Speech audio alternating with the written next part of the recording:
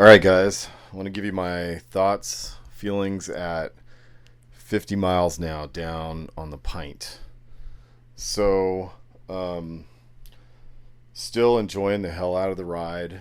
I'm mostly using the Pint now to just kind of tool around out front, like out front of my house. I've just been, because it's so much carvier, it's nice just to take it out. Um, I actually take it to go pick up my mail. So mail comes, it's, I don't know, probably only a few hundred yards from my house, all the mailboxes.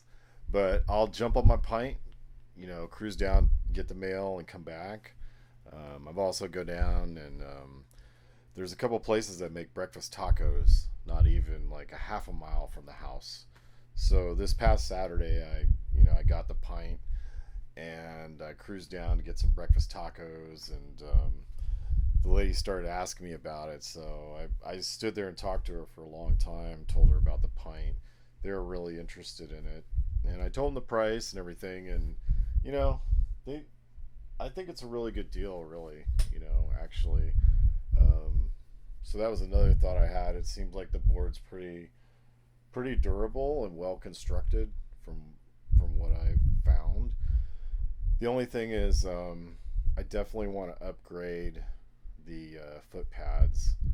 And I know a lot of people have been complaining about the Sure Stance foot pads that FM has, but I really like having the wood foot pads. I guess that's from having my Plus with the wood foot pads. So I'm gonna pick up a set of those. I know they're like 120 bucks, but I think that I think I'm gonna wear out these plastic foot pads pretty quick. So I noticed today I had to kind of scrub the board down a little bit, and I basically clean it the same way I do my Plus. I just take a scrub brush, get it damp, maybe put just a drop of dish soap on it, and scrub the pads down real good. And I don't use a lot of water, just enough to get the job done. So I'll do that with both the pads. Seems to work really well on my Plus, so I do the same thing with the Pint. Um, the Pint. One thing I notice about the Pint is that it does not kick up any rocks or anything like that.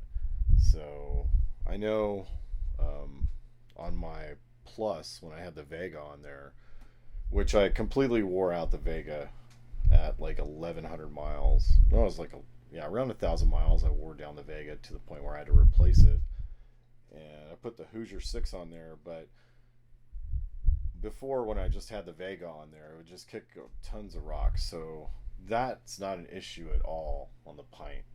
As a matter of fact, I don't even hear any rocks or anything coming up through the fender or anything like that.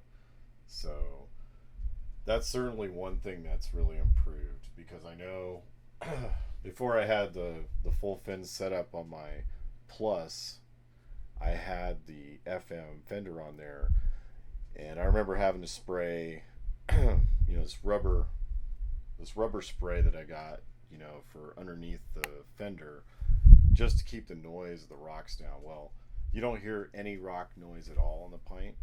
I mean, I haven't sucked any rocks up into it, I've noticed. But I've only taken it off road a couple of times, really, and I did slide one time on some loose dirt. So it definitely doesn't have the traction that my Plus with the Hoosier 6 has on it.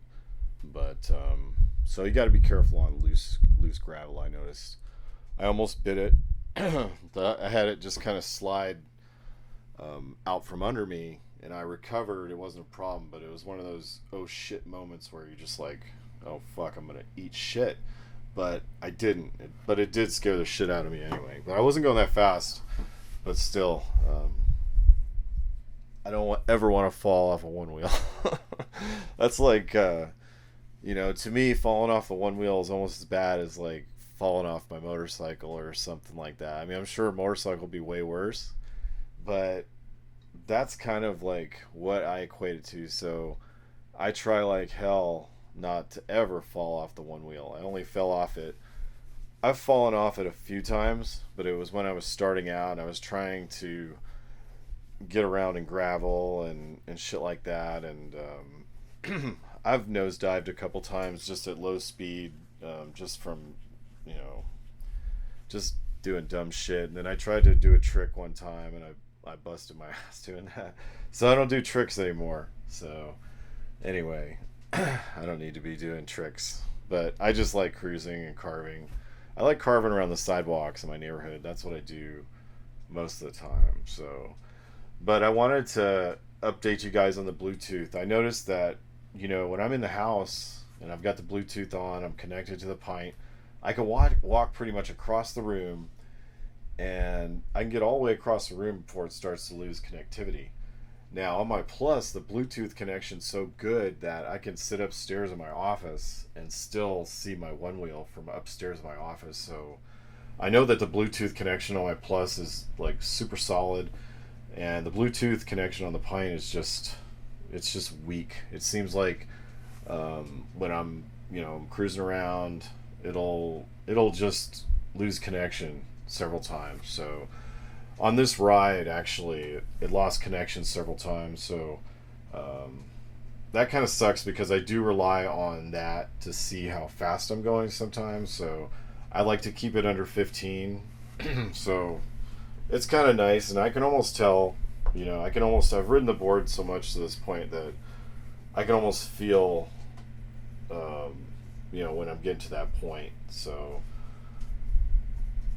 anyway, still enjoying riding the Pint. I still recommend at 50 miles. I'm just falling in love with this board more and more. So those of you out there waiting for your Pint, I mean, I know it sucks, and oh man, I'd hate to have to wait, but it's totally worth the wait. So if you guys are waiting, hell, if you don't have a board yet, maybe consider getting a Plus until your Pint shows up or whatever. A lot of people I know are selling them. So, and I know there's some good deals out there, especially on the Plus.